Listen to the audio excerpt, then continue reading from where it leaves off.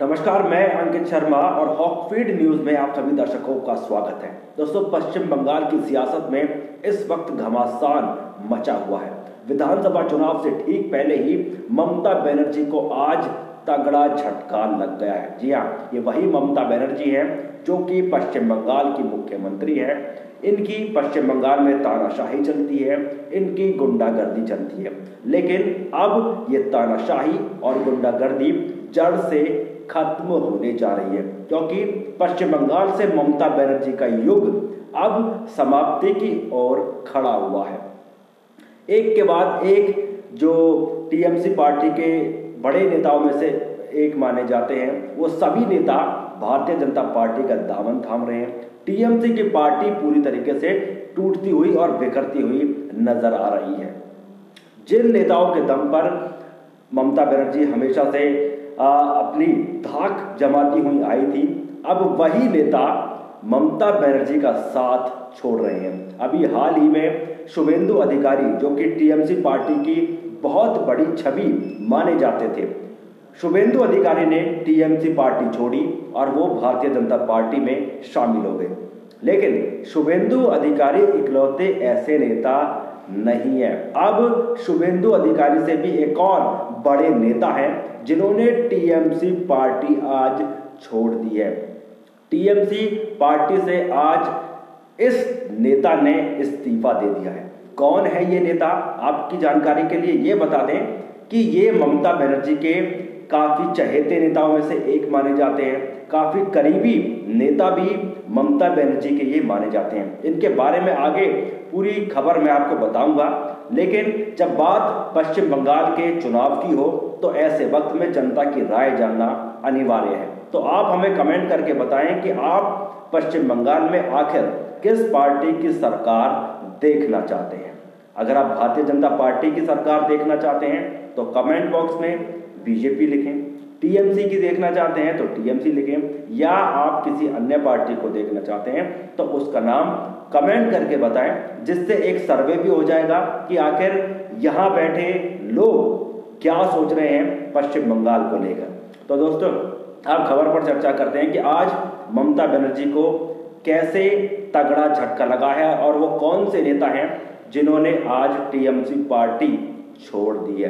दरअसल आपको बता दें कि टीएमसी पार्टी के नेता राजीव बनर्जी ने आज अपने पद से इस्तीफा दे दिया है। राजीव बनर्जी टीएमसी पार्टी में रहते हुए फॉरेस्ट मिनिस्टर थे। अपने त्याग पत्र में उन्होंने लिखा कि वेस्ट बंगाल के लोगों की सेवा करना मेरे लिए बहुत बड़ा सौभाग्य रहा। मैं इस अवसर को पाने के लिए दिल से आभार व्यक्त करता हूं। अब इन्होंने ये इस्तीफा दे दिया और अब पूरी तरीके से कयास लगाए जा रहे हैं कि शुभेंदु अधिकारी की तरह अब राजीव बनर्जी भी भारतीय जनता पार्टी का दामन थाम सकते हैं।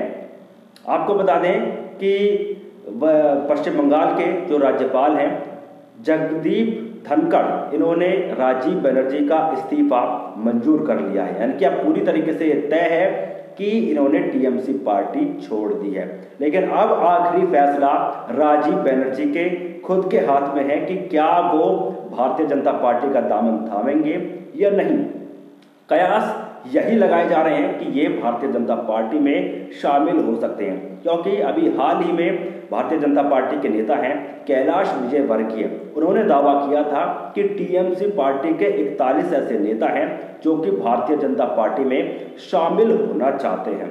ये 41 के 41 नेता डायरेक्टली कैलाश विजयवर्गीय के संपर्क में हैं।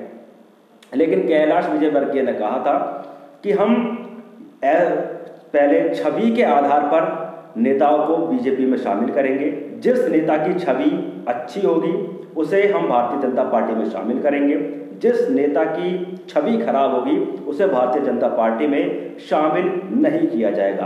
अब कहीं ना कहीं ये एनालाइज किया जाएगा इनके काम को देख के, राजीव बनर्जी के काम अब तक कैसे रहे हैं, ये सारी चीजें एनालाइज करके ही कहीं ना कहीं फैसला लिया जाएगा। पहले तो राजीव बनर्जी खुद अपना फैसला देंगे कि क्या वो बीजेपी में शामिल होना चाहते हैं या नहीं। अगर वो बीजेपी में शामिल होना चाहते हैं तो उनके काम को भारतीय जनता पार्टी के द्वारा एनालाइज किया जाएगा और उसके बाद ही इन पर फैसला लिया जाएगा कि इन्हें बीजेपी में शामिल करना है या नहीं।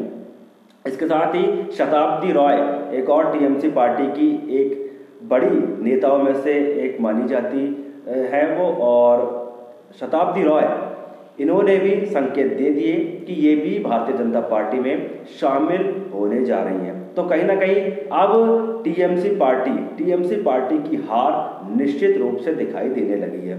और इसके सिर्फ यही कारण नहीं है कि ये टीएमसी पार्टी के नेता बीजेपी में शामिल हो रहे हैं, ऐसे बहुत सारे आंकड़े अब सामने आने लगे हैं। राजनीतिक विशेषज्ञों ने दावा ठोक दिया है कि बीजेपी पश्चिम बंगाल में 150 से ज्यादा सीटें जीत रही है। कैलाश विजयवर्गीय ने दावा ठोक दिया है कि 170 से ज्यादा सीटें जीत रही है बीजेपी इस बार, और कैलाश विजयवर्गीय ने तो ये तक कह दिया कि 170 सीटें उनके हाथ पर रखी हुई है, कभी भी गिनती आप कर लीजिए। वहीं अमित शाह लगातार वहां पर रैलियां कर रहे हैं और अमित शाह ने भी साफ तौर पर संकेत दे दिए हैं कि इस बार पश्चिम बंगाल में भगवा लहरता हुआ दिखाई दे रहा है। और इसके और भी कारण निकलकर सामने आए हैं कि क्यों आखिर टीएमसी की पार्टी की हार निश्चित तौर पर दिखाई दे रही है। दरअसल टीएमसी पार्टी एक ऐसी पार्टी रही है जो हमेशा अकेले दम पर चुनाव लड़ती हुई आई थी, लेकिन इस बार के चुनाव में टीएमसी पार्टी ने दावा किया है कि वो कांग्रेस और लेफ्ट के गठबंधन के साथ इस चुनाव को लड़ना चाहती है। यानी कि ममता बनर्जी ने मानसिक रूप से अपनी हार पहले ही स्वीकार कर ली है।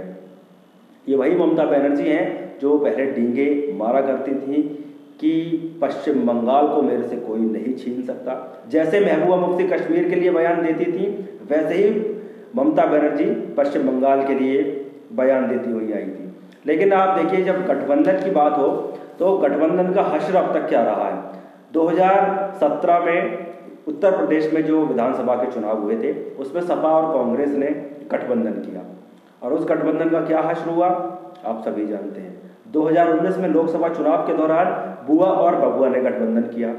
उस गठबंधन का क्या हश्र हुआ, कैसी इस गठबंधन की बेइज्जती हुई, कैसे ये गठबंधन अपनी लाज नहीं बचा पाया, ये भी आप जानते हैं। अब वही हश्र आप पश्चिम बंगाल में जोड़कर देखिए कि क्या महागठबंधन का यही हश्र अब पश्चिम बंगाल में होने जा रहा है।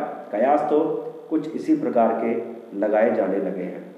तो कहीं ना कहीं अब टीएमसी की पार्टी अकेले दम पर नहीं, बैसाखी के सहारे इस चुनाव को लड़ना चाहती है।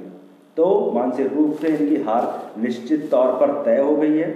वही आपको बता दें कि लोकसभा चुनाव जब हुए थे पिछले 2019 में, तो ममता बनर्जी की पार्टी टीएमसी की पार्टी ने जमकर गुंडागर्दी करी थी और उस गुंडागर्दी में भी 42 में से 18 सीटें भारतीय जनता पार्टी ने जीत ली थी।